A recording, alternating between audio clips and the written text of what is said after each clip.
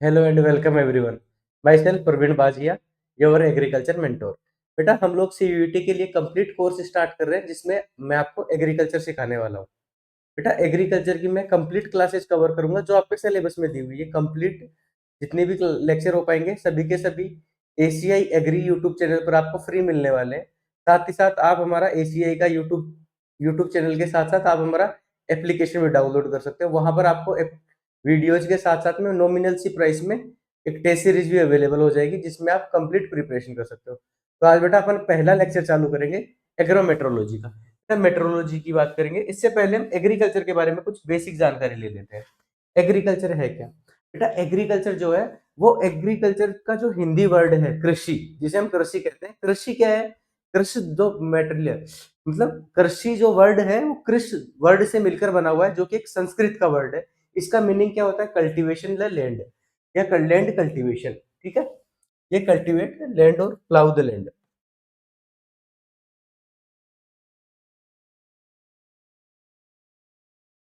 Clear बेटा? देखो cultivate land और प्लाउ द लैंड। क्लियर? अब बेटा एग्रीकल्चर की जब बात करेंगे तो ये क्या है? एक ओल्डेस्ट ऑक्यूपेशन था। किसके लिए? ह्यूमन बीइंग के लिए। ह्यूमन बीइंग ने जब इनिशियली कृषि स्टार्ट किया, एग्रीकल्चर स्टार्ट किया, तो ऐसा तो उन्होंने सोचा नहीं था कि हम इसको बेचेंगे। उन्होंने अपनी बेसिक नीड की कंप्लीट करने के लिए, जो बेसिक नीड होती है ह्यूमन की, उनको कंप्लीट करने के लिए नेचुरल रिसोर्सेज का यूज किया था। नेचुरल रिसोर्सेज कौन कौन से थे? Land, water and sunlight. और उनको कौन सी बेसिक नीड कंप्लीट करनी थी? अपनी फूड, क्लॉथ और शेल्टर। ठीक है बेटा? इन सबको कंप्लीट करने के लिए उन्होंने एग्रीकल्चर के साथ साथ में कुछ एनिमल का प्रोपोगेशन स्टार्ट किया। सॉरी, प्रोपोगेशन नहीं एनिमल की रियरिंग स्टार्ट की।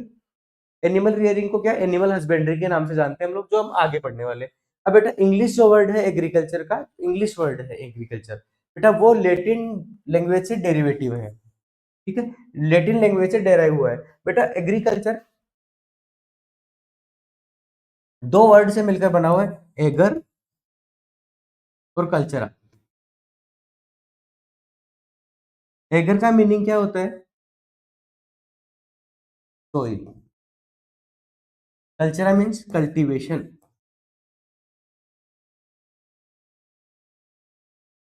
तो बेटा एग्रीकल्चर का मीनिंग क्या हो गया? सोइल का कल्टीवेशन या कल्टीवेशन ऑफ सोइल। अब बेटा नेक्स्ट बात करते हैं मेट्रोलॉजी की। मेट्रोलॉजी में क्या होता है? जो सरफेस के ऊपर का, अर्थ की सरफेस के ऊपर का जो भी एटमॉस्फेयर है या एनवायरमेंट में होने वाले फिनोमिना है, उनकी स्टडी करने वाले हम किसमें? एग्रीकल्चर मेट्रोलॉजी के अंदर। अब मेट्रोलॉजी को क्या एग्रीकल्चर में पढ़ा जा रहा है? क्यों? क्योंकि ये एग्री मेट्रोलॉजी है, क्रॉप के रेस्पेक्ट में पढ़ा जाता है इसको। बाय द वे ये ब्रांच है किसकी? फिजिक्स की एक ब्रांच है बेटा, जिसमें एटमॉस्फेरिक फिनोमिना की स्टडी की जाएगी। क्लियर है? तो बेटा सबसे पहले बेसिक कुछ इंफॉर्मेशन, जैसे मेट्रोलॉजी क्या है? मेट्रियो वर्ड है, ग्रीक वर्ड है मेट्रियो और लॉजी, इन दो वर्ड से मिलकर बनी हुई है। मेट्रियो का मीनिंग क्या होता है? अर्थ सरफेस या एटमॉस्फेयर।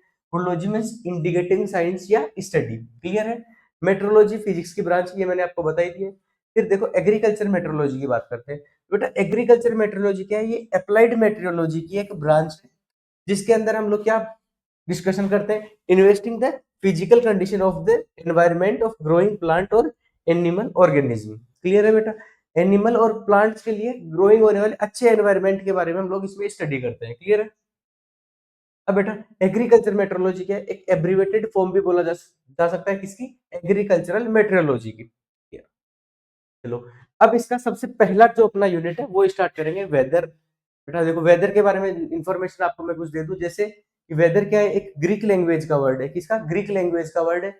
ग्रीक लैंग्वेज से इसका ओरिजिनेट हुआ है। ठीक है? अब वेदर की जब भी हम बात करेंगे तो ये क्या होता है? वेदर किसी भी शॉर्ट टाइम के लिए, शॉर्ट टर्म के लिए, शॉर्ट टर्म पीरियड के लिए किसी पर्टिकुलर प्लेस का हम एनवायरमेंट या एटमॉस्फेरिक फिनोमिना चेक करते हैं तो उसको क्या बोलेंगे? वेदर बोला जाएगा। ठीक है? जैसे हॉट वेदर हो गया, क्लाउड सॉरी कोल्ड वेदर हो गया, रेनी वेदर हो गया, विंडी वेदर हो गया, क्लाउडी वेदर हो गया। क्लियर है? ये सब क्या है? एग्जांपल ऑफ वेदर हो गए। फिर वेदर एक ग्रीक वर्ड है, ग्रीक लैंग्वेज का वर्ड है। क्लियर है? मेट्रोलॉजी क्या है? एक ब्रांच है बेटा किसकी? साइंस की, जिसके अंदर हम किसकी स्टडी करते हैं? वेदर की स्टडी कर रहे हैं। क्लियर है? और मेट्रोलॉजी ग्रीक वर्ड है, ये मैं आपको पहले ही बता चुका हूँ। Father of metrology in world बेटा डीएन वादिया है। कौन? डीएन वादिया। कहा? वर्ल्ड में। कौन? Father of metrology in world, DN Wadia. Father of metrology in India की जब भी बात करेंगे तो L.A. रामदास। क्लियर है?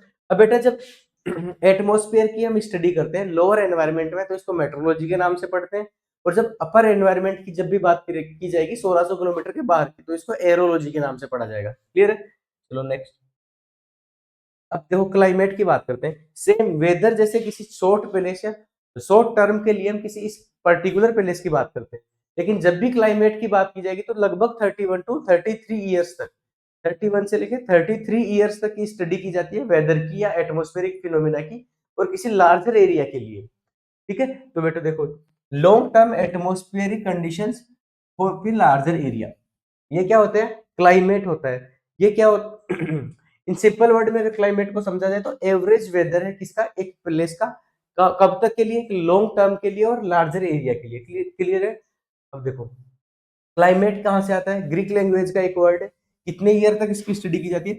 31 टू 33 ईयर्स तक के लिए। ठीक है? तो क्लाइमेटोलॉजी के ब्रांच ऑफ साइंस है बेटा, जिसके अंदर हम किसकी स्टडी करते हैं? क्लाइमेट की स्टडी करते हैं। फादर ऑफ क्लाइमेटोलॉजी डब्ल्यू पोपेन के नाम से इन्हें जाना जाता है। बेटा इन्होंने क्या किया था? क्लासिफिकेशन ऑफ क्लाइमेट भी दिया था। Classification of climate given by पोपेन। सबसे पहली बार इन्होंने क्लासिफाई किया था क्लाइमेट को 5 पार्ट में, जिनको ABCDE के नाम से जानते हैं। किसके बेसिस पे किया था? On the base of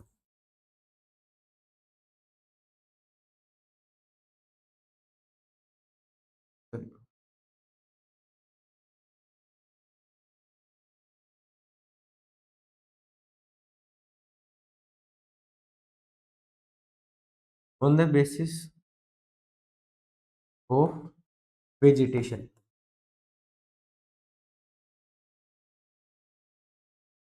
clear है? चलो पोपेन की बात हमने कर ली। अब देखो बेटा एटमॉस्फेयर की बात करते हैं। एटमॉस्फेयर क्या है बेटा? कंप्लीटली मिक्सचर ऑफ गैसेज है, जो कैसी होती है? जो टेस्टलेस गैस है, कलरलेस गैस है, ओडरलेस गैसेज है, उनका एक मिक्सचर है। कहाँ प्रेजेंट होता है? अर्थ की सरफेस के ऊपर में प्रेजेंट होता है। ठीक है? देखो बेटा, the atmosphere is the layer of gases surrounding the earth. Earth के चारों तरफ की जो भी गैसेज का मिक्सचर है उसको क्या बोलते हैं? एटमॉस्फेयर बोलते हैं। ये होता कैसा है नेचर में? कलरलेस है, टेस्टलेस है और ऑर्डरलेस मिक्सचर है। ठीक है? किसका? गैसेज का मिक्सचर है, जो कि एनवायरनमेंट के चारों तरफ प्रेजेंट होती है। कहां तक की इनकी हाइट होती है? अर्थ की सरफेस से लेकर 1600 किलोमीटर तक होती है। अब बेटा ये एक इंपॉर्टेंट फैक्ट है, लगभग 99% of total atmospheric mass present in 14 kilometre from the earth surface. Earth surface से 40 किलोमीटर के अंदर में लगभग 99% गैसेस का मास प्रेजेंट होता है। क्लियर है? 40 किलोमीटर के बाद में ओनली 1% प्रेजेंट होगा, और जबकि 50% ऑफ एटमॉस्फेरिक मास कहाँ प्रेजेंट होगा? 5.5 किलोमीटर अर्थ किलोमीटर अर्थ से ऊपर प्रेजेंट रहेगा। 50% मास कहाँ पर प्रेजेंट रहेगा? 5.5 किलोमीटर तक, और 99% मास कहाँ प्रेजेंट रहेगा? Up to 40 kilometre. अब बेटा वर्टिकल लेयर्स की बात करते हैं, जो एटमॉस्फेयर में अलग अलग लेयर बन जा रही है, किसकी वजह से? गैसेज के प्रेजेंट होने की वजह से। तो बेटा इनका क्लासिफिकेशन पढ़ते हैं किसके बेसिस पे? टेम्परेचर के बेसिस पे, बेस्ड ऑन टेम्परेचर। बेटा अपन 4 लेयर पढ़ते हैं, वैसे 4 लेयर बताऊं मैं आपको।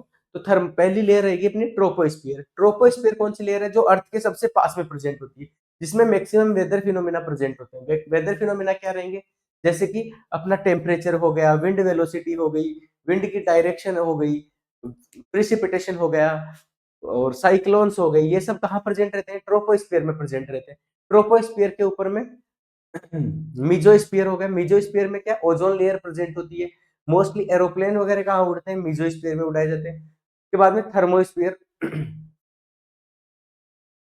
तो बेटा एक बार देखते हैं इधर, सबसे पहले ट्रोपोस्फीयर की स्टडी करते हैं। It is a lower layer of atmosphere. कहां से कहां तक प्रेजेंट होती है? अर्थ की सरफेस से स्टार्ट होके 8 से 18 किलोमीटर तक प्रेजेंट होती है। कितनी? 8 से 18 किलोमीटर तक प्रेजेंट होती है अर्थ सरफेस से स्टार्ट होके। बेटा इसमें क्या होता है? जैसे जैसे हम लोग अर्थ सरफेस से ऊपर जाते हैं तो टेम्परेचर डिक्रीज होता है। कौन सी रेट के साथ डिक्रीज होता है? 6 डिग्री सेंटीग्रेड पर किलोमीटर के साथ डिक्रीज होता है। बेटा इसी को किसके? लेप्स रेट के नाम से जानते हैं हम लोग। क्या? लेप्स रेट के नाम से जाना जाता है किसे? जो टेम्परेचर में डिक्रीज हो रहा है, टेम्परेचर में जो कमी आ रही है, उसको क्या बोलते हैं? लेप्स रेट के नाम से जानते हैं। कितनी होती है लेप्स रेट? 6 डिग्री सेंटीग्रेड पर kilometre. It indicate earth climate, ठीक है। It is the densest part of atmosphere, contain 85% of atmospheric mass. अब बेटा जब देखो, अपन पढ़ते हैं कि 99% मास कितनी दूरी में प्रेजेंट है, ओनली 40 किलोमीटर तक प्रेजेंट है, और 50% मास कितनी दूरी तक प्रेजेंट है, ओनली 5.5 किलोमीटर। तो बेटा 8 से 18 किलोमीटर में लगभग एवरेज कितना आना चाहिए, लगभग 85% एटमोस्फेरिक मास प्रेजेंट होता है। 85% एटमोस्फेरिक मास कहाँ प्रेजेंट होता है, 8 से 18 किलोमीटर में या ट्रोपोस्फियर में, ठीक है। अब बेटा इसके बाद की बात करेंगे स्ट्रेटोस्फियर। स्ट्रेटोस्फियर कौन सा होता है, जहां पर एटमोस्फेयर का टेम्परेचर, एटमोस्फेरिक फिनोमिना लगभग एब्सेंट होते हैं। ये कहां से कहां तक होता है, 8 से 18 किलोमीटर के बाद में 50 किलोमीटर तक ये प्रेजेंट होता है, ठीक है। बेटा ये क्या है, वार्मेस्ट लेयर है एटमोस्फेयर की। ये इसमें क्या होता है, जैसे जैसे हम एल्टीट्यूड के साथ ऊपर जाते हैं तो टेम्परेचर बढ़ता है। जैसे ट्रोपोस्फियर में क्या हो रहा था, ऊपर जाने के साथ साथ टेम्परेचर में कमी आ रही थी, वैसे ही इसमें क्या हो रहा है, टेम्परेचर में इंक्रीज हो रहा है। इसको बेटा वार्मेस्ट लेयर के नाम से भी इसीलिए जाना जाता है। It is the actual seat of most of the photochemical reaction in air. बेटा ये वो साइट है जहां पर मोस्टली फोटोकेमिकल रिएक्शन होती है। इसका एक एग्जांपल बहुत अच्छा है, ओजोन का फॉर्मेशन क्या होता है, यही होता है, कहां पर, अर्थ सरफेस से लगभग 22 किलोमीटर ऊपर की ओर होता है। और जहां पर ओजोन लेयर प्रेजेंट होती है, उस स्फीयर या उस जगह को किस नाम से जानते हैं, ओजोन स्फीयर के नाम से जाना जाता है।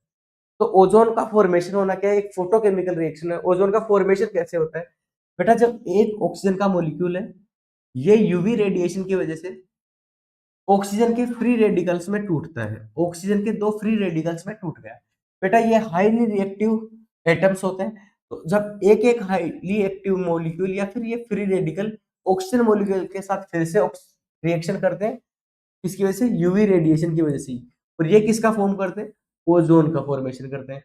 ओजोन क्या है बेटा, एक ब्लू, सॉरी, कलरलेस और पॉइजनस गैस है, ठीक है। तो ये कहाँ प्रेजेंट रहती है, स्ट्रेटोस्फीयर में प्रेजेंट रहती है, जहां का एटमॉस्फेरिक फिनोमिना लगभग एब्सेंट होते हैं, ठीक है।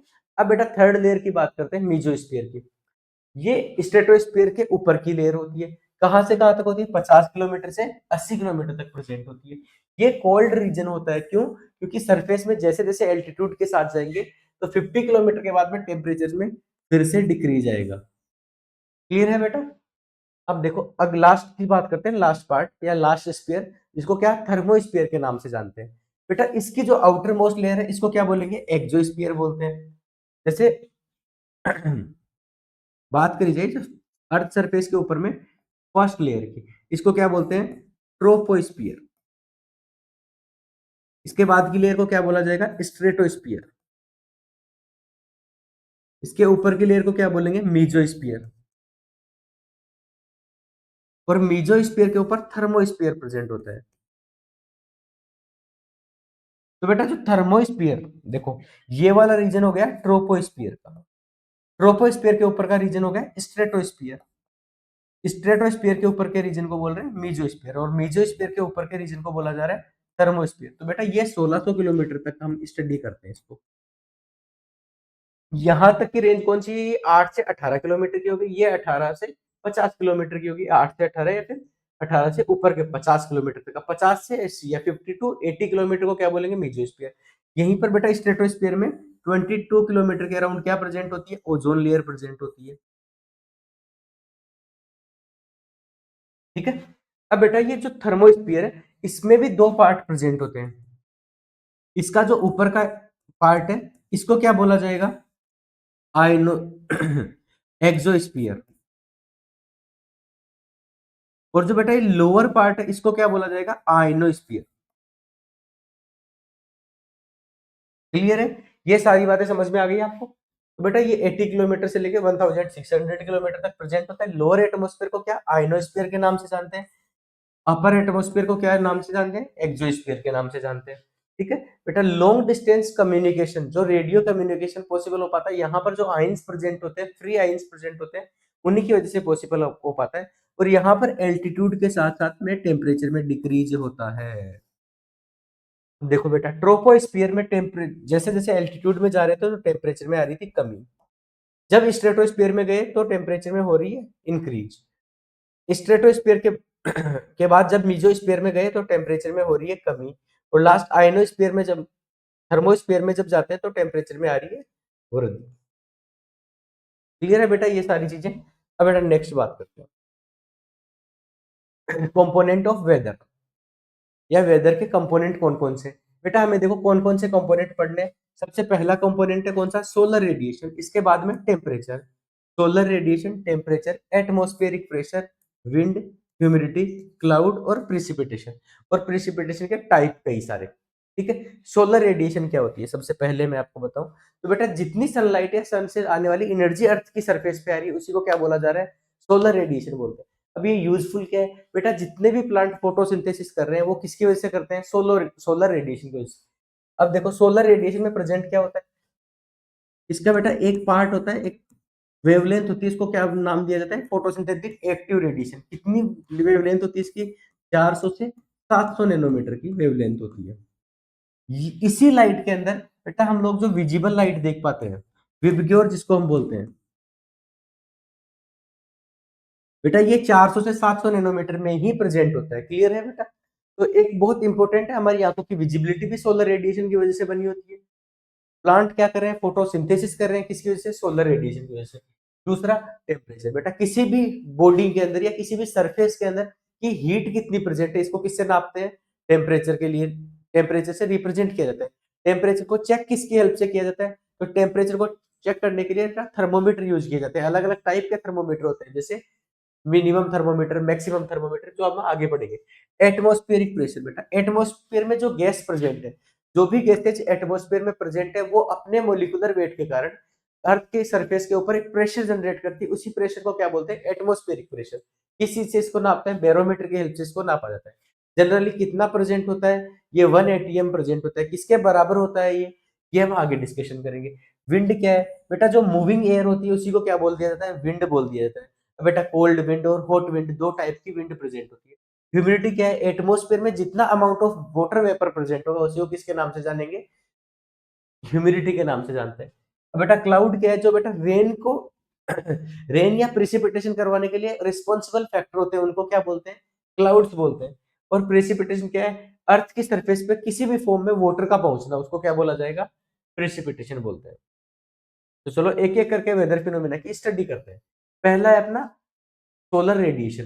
तो सोलर रेडिएशन क्या है, वो एनर्जी है जो अर्थ की सरफेस के ऊपर सन से आ रही है। क्लियर है। तो ultimate source of solar radiation क्या हो गया, सनलाइट हो गई या सन हो गया। क्लियर है।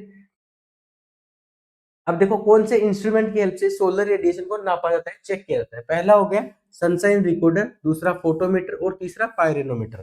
कौन कौन से तीन इंस्ट्रूमेंट है जिनकी हेल्प से सनलाइट को नापते हैं, पहला सनशाइन रिकॉर्डर है, फोटोमीटर है, पायरोनोमीटर है। तीन इंस्ट्रूमेंट हो गए जिनकी हेल्प से सनलाइट को नापते हैं। अब बेटा important fact about solar radiation, कुछ इंपॉर्टेंट फैक्ट्स है जो सोलर रेडिएशन से रिलेटेड है। पहली लाइन लिखी हुई है, sun is the main source of energy for the earth.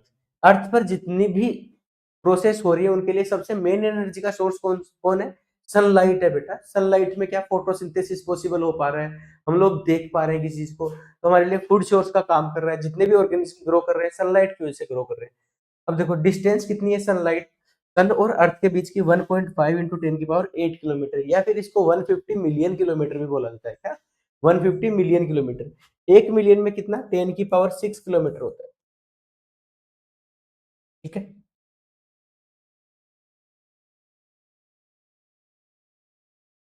Next बात करते हैं, सनलाइट को अर्थ की सरफेस पर आने में सन से कितना टाइम लगता है, लगभग 8 मिनट और 20 सेकंड का टाइम लगता है। ठीक है।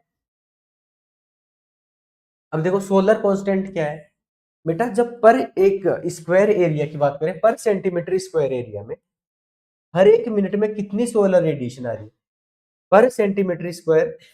बेटा इसको ऐसे देखेंगे, ये 1 सेंटीमीटर हो गई,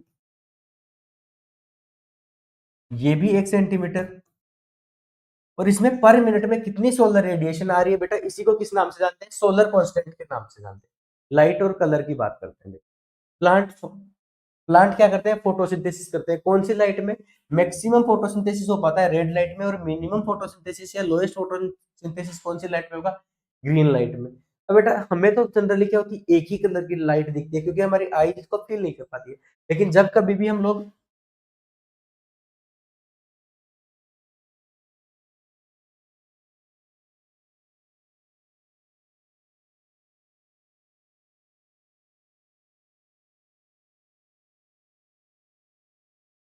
बेटा जब कभी भी हम लोग क्या करते हैं, इसको किसी प्रिज्म या वाटर की, प्रिज्म की हेल्प से किसी भी सनलाइट को ऑब्जर्व करते हैं। प्रिज्म की हेल्प से किसी भी सनलाइट को ऑब्जर्व किया जाता है या इसमें से निकाला जाता है। तो बेटा यही सनलाइट है तो प्रिज्म की हेल्प से मूव करती है और अलग अलग कलर में डिवाइड हो जाती है। इन्हीं कलर को किस नाम से जानते हैं हम लोग?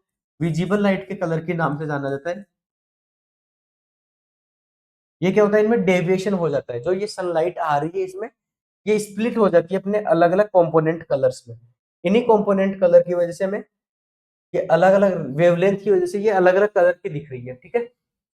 अब देखो बेटा इंटेंसिटी की बात करें तो हाईएस्ट इंटेंसिटी कब होती है?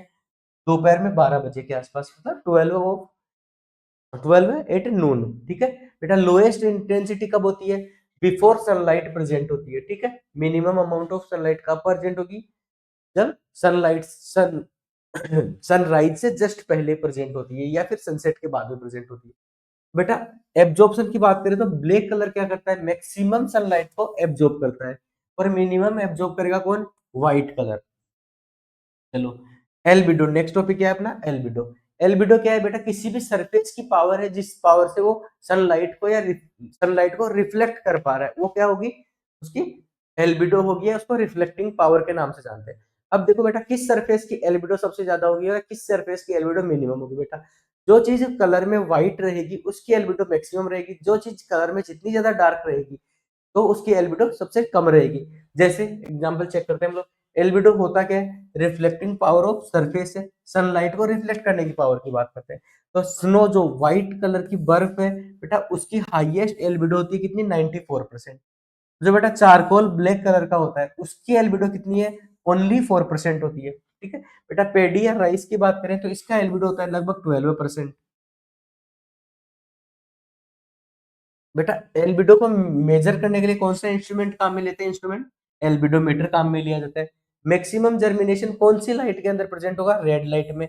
और मिनिमम जर्मिनेशन ब्लू लाइट में प्रेजेंट होता है। बेटा अभी अभी हमने एक और चीज की थी, देखो मैक्सिमम फोटोसिंथेसिस कौन सी लाइट में होता है? मैक्सिमम फोटोसिंथेसिस, तो बेटा मैक्सिमम फोटोसिंथेसिस प्रेजेंट होता है रेड लाइट में।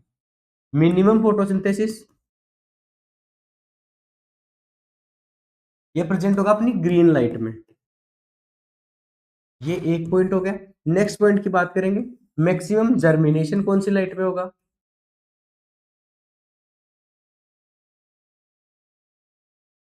मैक्सिमम जर्मिनेशन प्रेजेंट होता है सेम रेड लाइट में। और मिनिमम जर्मिनेशन कहां प्रेजेंट होगा?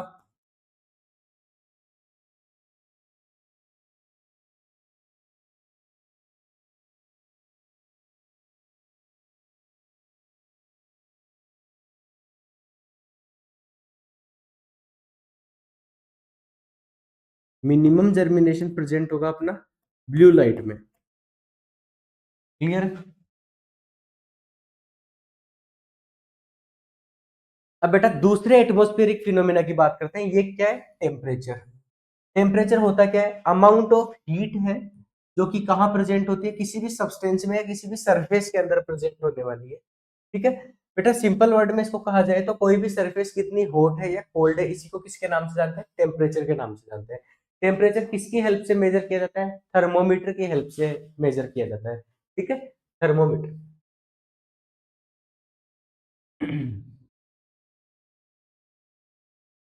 हाँ देखो, हाईएस्ट टेम्परेचर कब प्रेजेंट होगा या कब मेजर किया जाएगा? दोपहर में 2 PM में। क्लियर है? बेटा इसके बाद में सबसे मिनिमम टेम्परेचर कब ऑब्जर्व किया जाता है? सनराइज से जस्ट पहले ऑब्जर्व किया जाता है। क्लियर है? अब देखो टाइप ऑफ थर्मोमीटर, बेटा दो टाइप के थर्मोमीटर होते हैं, एक होता है मैक्सिमम थर्मोमीटर, एक होता है मिनिमम थर्मोमीटर। बेटा मैक्सिमम और मिनिमम थर्मोमीटर को क्या होता है? एक तो बेटा इनमें रेंज का क्वेश्चन बनता है, इनकी रेंज क्या होगी।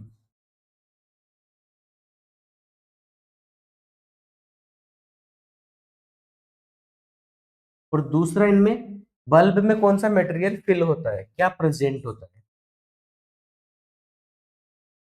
तो बेटा मैक्सिमम थर्मोमीटर, पहले मिनिमम थर्मोमीटर की बात करें तो बेटा इसकी रेंज होती है -30 degree centigrade to 50 degree centigrade. Maximum thermometer की रेंज होगी -35 degree centigrade to 55 degree centigrade. Clear है। बेटा क्या प्रेजेंट होता है मैक्सिमम थर्मोमीटर के अंदर, मर्क्यूरी या अपना पारा प्रेजेंट होता है। मिनिमम थर्मोमीटर के अंदर एल्कोहल प्रेजेंट होता है।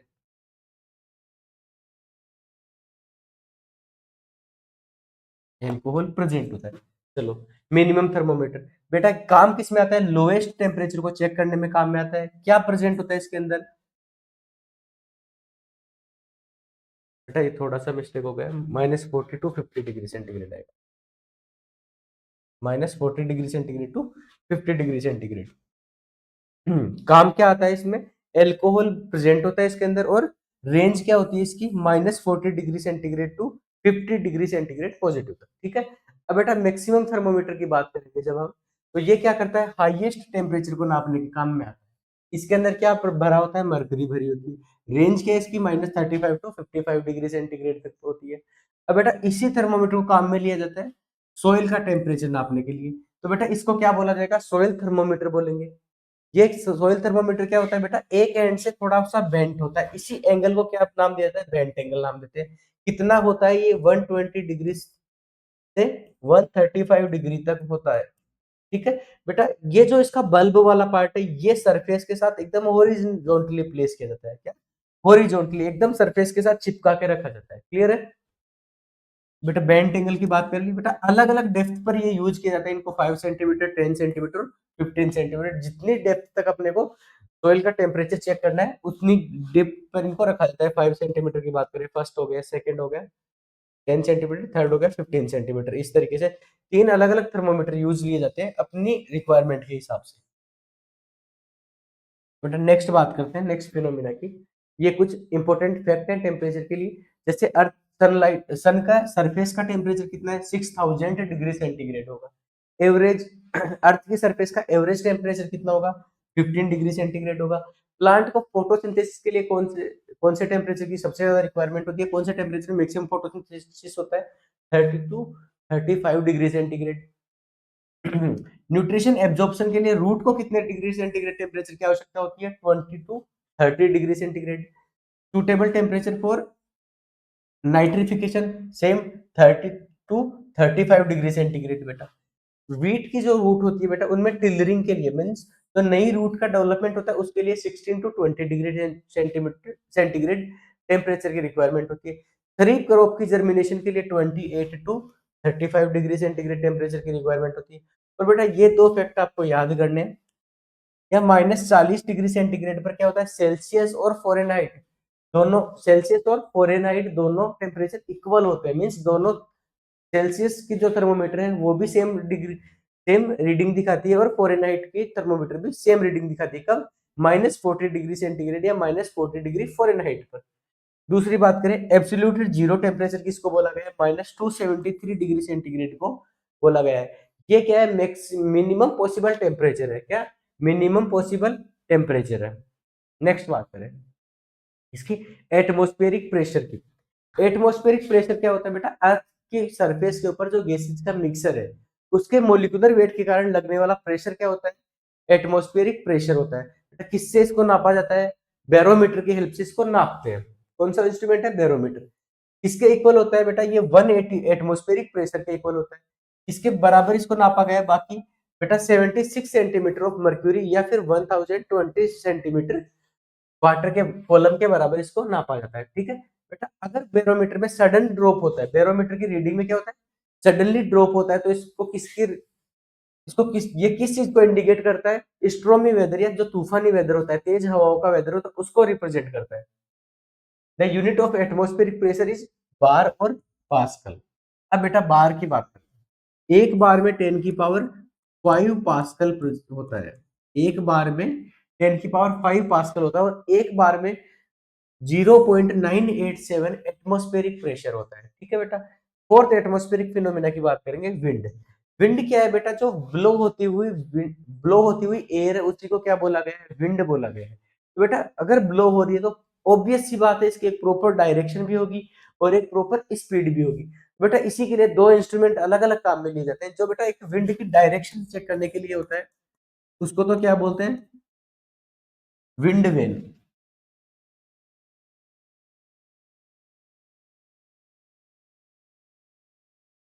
Wind vane. बेटा विंड की स्पीड चेक करने के लिए जो इंस्ट्रूमेंट काम में लिया जाता है, उसको बोला जाता है एनीमोमीटर।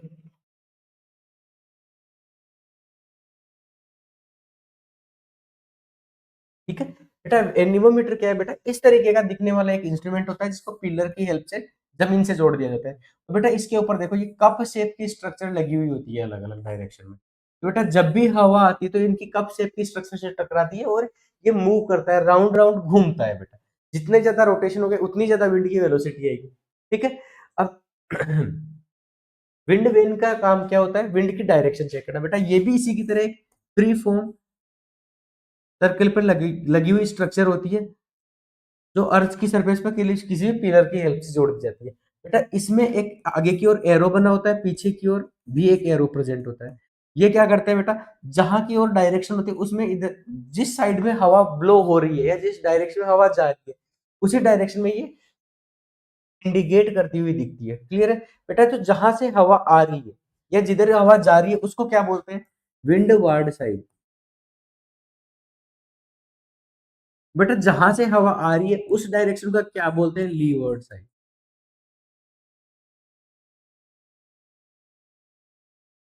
ठीक है बेटा। ये देखो, एक हाँ एक इंस्ट्रूमेंट ऐसा होता है जो दोनों काम एक साथ में करता है, इसको क्या बोलेंगे? एरोविन बोला जाता है, जो विंड की स्पीड भी नाप देता है और विंड की डायरेक्शन भी एक साथ पता करता है। क्लियर है बेटा? अब देखो, wind wind scope measure both wind direction and wind speed together. ठीक है बेटा। नेक्स्ट बात करते हैं हम लोग हीट वेव की। बात करते हैं बेटा विंड वेव के टाइप की बात करेंगे। दो टाइप की वेव विंड वेव प्रेजेंट होती है। कौन सी? एक हीट वेव होती है, दूसरी कोल्ड वेव होती है। हीट वेव की जब भी बात करेंगे हम लोग, तो बेटा इनको क्या लू के नाम से भी जानते हैं लोकल लैंग्वेज में। और बेटा ये कैसी होती है? हॉट होती है, ड्राई विंड होती है। तो कौन सी डायरेक्शन से ब्लो करती है? वेस्टर्न डायरेक्शन से ब्लो करती है। कौन से मंथ में ब्लो करती है? मई टू जून में ब्लो करती है। बेटा उस टाइम पे मई से जून के टाइम में कोई क्रॉप तो स्पेसिफिक ग्रो नहीं की जाती है।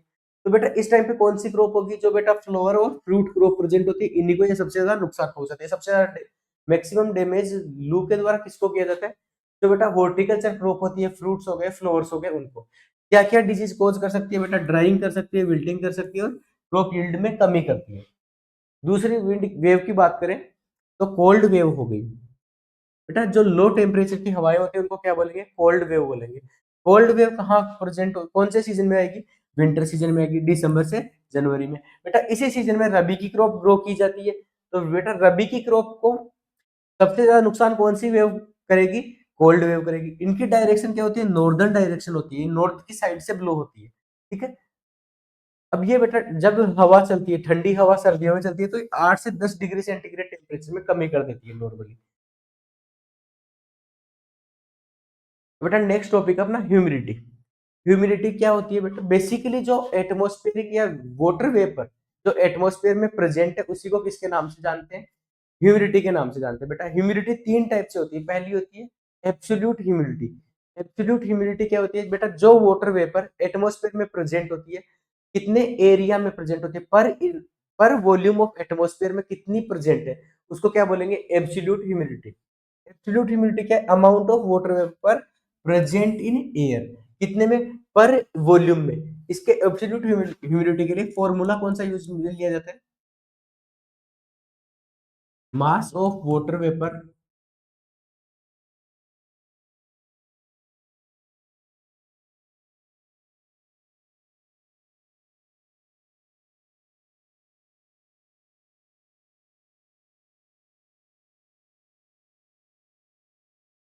Mass of water vapour upon volume of air.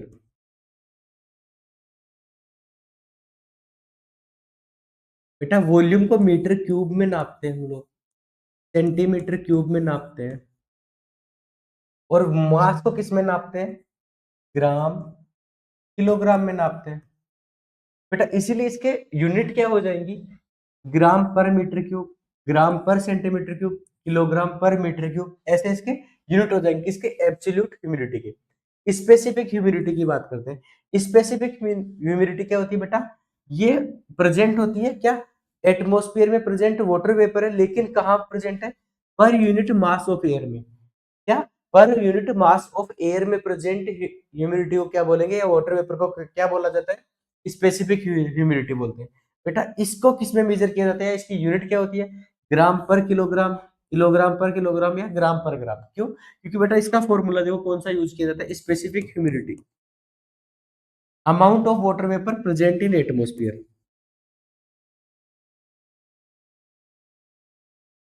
Amount of water vapour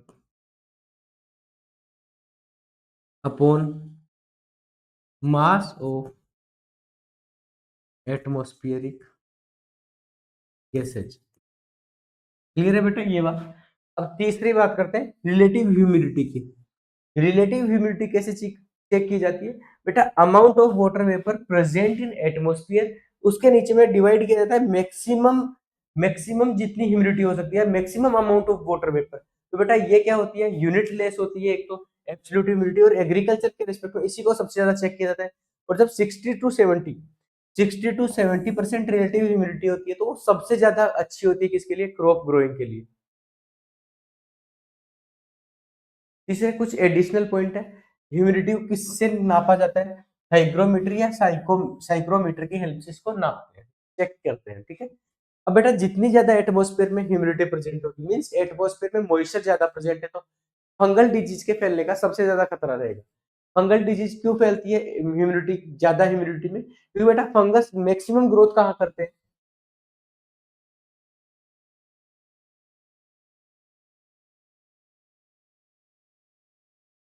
fungus की मैक्सिमम ग्रोथ कहाँ होती है बेटा, ये एक तो hot and moist climate, hot and moist climate में सबसे ज्यादा अपनी ग्रोथ करते हैं, कौन, फंगस। तो बेटा जितना ज्यादा मॉइस्ट एटमॉस्फेयर होगा, उसमें सबसे ज्यादा ग्रोथ करेंगी फंगल डिजीज, और इसकी वजह से बेटा डिफरेंट डिजीज होती है कौन किसमें, क्रॉप्स के अंदर। नेक्स्ट एटमॉस्फेयर फिनोमिना है अपना क्लाउड। बेटा क्लाउड की स्टडी को नेफोलॉजी के नाम से जानते हैं, और क्लाउड की जो अमाउंट है, कितने क्लाउड अपने एटमॉस्फेयर में प्रेजेंट है, उसको ऑक्टा यूनिट्स में हम नापते हैं, इसमें ऑक्टा यूनिट्स में नापते हैं। बेटा वर्ल्ड मेट्रोलॉजिकल ऑर्गेनाइजेशन डब्ल्यूएमओ का कहना है कि अपने आसपास से 10 टाइप के क्लाउड प्रेजेंट होते हैं, कितने टाइप के, 10 मेन टाइप के क्लाउड प्रेजेंट है। इसमें से पहले की क्लाउड की बात करें ना, सीरस क्लाउड है। बेटा ये हाईएस्ट एल्टीट्यूड पर प्रेजेंट होते हैं, कहा हाईएस्ट एल्टीट्यूड पर, मतलब मैक्सिमम हाइट पर प्रेजेंट होते हैं। कब विजिबल होते हैं ये, जो सनसाइन और सनसेट के टाइम पे ऑरेंज कलर के क्लाउड अपने को विजिबल होते हैं, वो कौन से हैं, सीरस क्लाउड है। नेक्स्ट बात करें कुमुलस क्लाउड, बेटा ये कॉटन लाइक होते हैं, या फिर कॉलीफ्लोवर की तरह दिखने वाले होते हैं, हीप ऑफ कॉलीफ्लोवर की तरह दिखने वाले क्लाउड होते हैं। तीसरे होते हैं निम्बोस्ट्रेट क्लाउड, निम्बोस्ट्रेट क्लाउड, बेटा ये कौन से होते हैं, रेन बियरिंग क्लाउड है, कौन से, निम्बोस्ट्रेट क्लाउड। और क्यूमुलो निम्बस क्लाउड कौन से होंगे बेटा, जो थंडरस्टॉर्म, लाइटनिंग और हेवी रेन के टाइम पर दिखते हैं या विजिबल होते हैं। तो बेटा रेन बियरिंग क्लाउड कौन से हो गए अपने, रेन बियरिंग क्लाउड की बात की जाए तो बेटा क्यूमुलो निम्बस हो गए, निम्बोस्ट्रेट हो गए, और एक हो गए सीरस क्लाउड। इन सब में क्या होती है, रेन प्रेजेंट होती है। नेक्स्ट बात करें प्रिसिपिटेशन, बेटा अर्थ की सरफेस पे जिस भी फॉर्म में वाटर आ रहा है, तो उसको क्या बोला जाएगा, प्रेसिपिटेशन बोलते हैं। Precipitation means any form of water like rain falling from the atmosphere of Earth surface. Rainfall is measured using rain gauge. बेटा रेन गेज क्या होता है, एक इंस्ट्रूमेंट होता है जिसका डायमीटर कितना होना चाहिए, 127 सेंटीमीटर। रेन गेज की जब बात की जाएगी, एक स्फेरिकल बॉक्स लाइक स्ट्रक्चर है बेटा, इसका डायमीटर है कितना, 127 सेंटीमीटर, सॉरी 127 मिलीमीटर। और इसकी लेंथ कितनी होती है 30 सेंटीमीटर।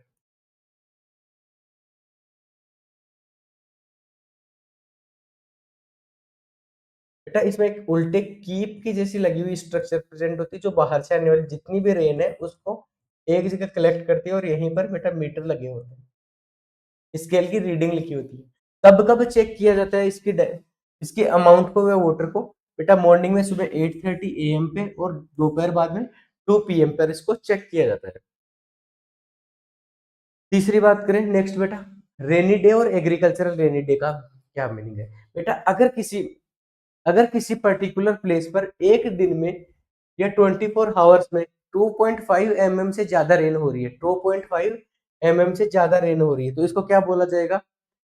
रेनी डे बोलेंगे। और एग्रीकल्चरल रेनी डे कौन सा होगा बेटा? जिसमें 24 आवर में मोर देन 5 mm रेन हो रही है, 5 mm इससे ज्यादा रेन रेन हो रही है, तो इसको क्या बोलेंगे? Agricultural rainy day. बेटा प्रिसिपिटेशन की different form, rain first form कौन सी है? रेन। बेटा अगर ड्रॉपलेट के फॉर्म में प्रेसिपिटेशन हो रहा है, ड्रॉप्स के फॉर्म में प्रेसिपिटेशन हो रहा है, तो इसको किस नाम से जानेंगे? रेन के नाम से जानते हैं। बेटा इनकी साइज क्या होती है? 0.5 mm से ज्यादा होती है। 0.5 mm से ज्यादा साइज वाली प्रेसिपिटेशन को क्या बोलेंगे? रेन बोलेंगे। और रेन में क्या होता है? वाटर के फॉर्म में, वाटर ड्रॉप्स के फॉर्म में अर्थ तक वाटर पहुंच रहा है, ठीक है। ड्रिजल की बात करेंगे, बेटा ये ड्रिजल रेन का ही फॉर्म है एक, लेकिन इसमें वाटर की साइज क्या हो जाती है? 0.5 mm से छोटी होती है। क्लियर है? बेटा कुछ टाइम जो ड्रिजल्स होते हैं वो कई बार क्या होते हैं, अर्थ की सरफेस पर पहुंचने से पहले ही इवेपोरेट हो जाते हैं, तो उनको क्या बोला जाता है? मिस्ट के नाम से जानते हैं। उनको किस नाम से जानते हैं? मिस्ट के नाम से जानते हैं। स्नो, बेटा स्नो क्या होता है? व्हाइट क्रिस्टल होते हैं, व्हाइट ओपेक क्रिस्टल होते हैं। ओपेक क्रिस्टल किन को बोलते हैं बेटा? जिनके आर पार सनलाइट नहीं जा पाती, उसको क्या बोलेंगे? White opaque crystals, grains of ice. तो ये ग्रेन ऑफिस को हम लोग क्रिस्टल के नाम पे काम में ले सकते हैं,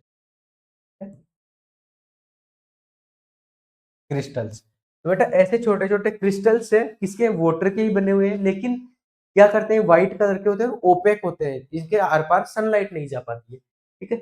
जब ये प्रेसिपिटेट होते हैं तो अर्थ के ऊपर एक व्हाइट चादर जैसी स्ट्रक्चर बन जाती है बेटा, उसको हम बर्फ के नाम से जानते हैं, ठीक है।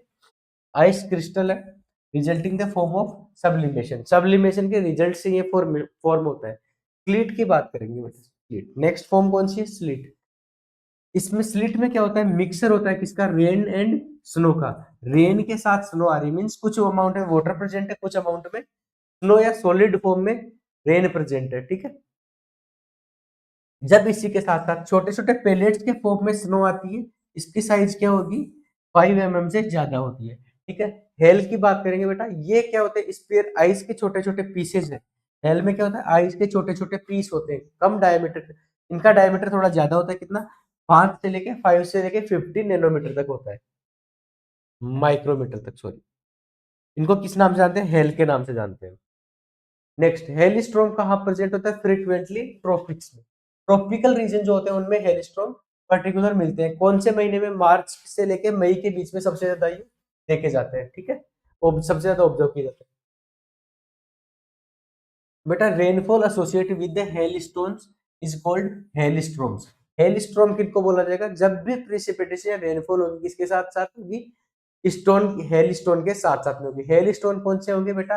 जिनकी साइज 5 to 50 mm होगी, ठीक है।